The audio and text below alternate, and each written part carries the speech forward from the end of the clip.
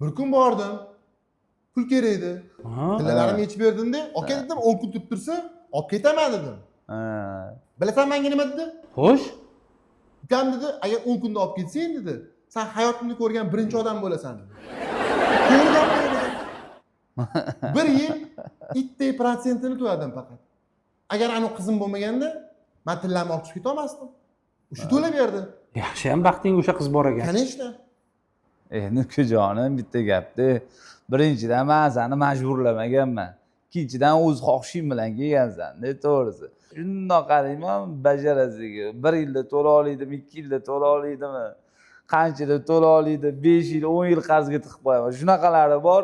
Butun umr qarzga tiqib qo'yganman. O'zini uyida, o'zi kvartirada bo'lib o'tiradiganlari bor. Nafsni ko'ryapsanmi qanaqaligini? Dahshatligini ko'ryapsan nafsni? Meni gapirasan.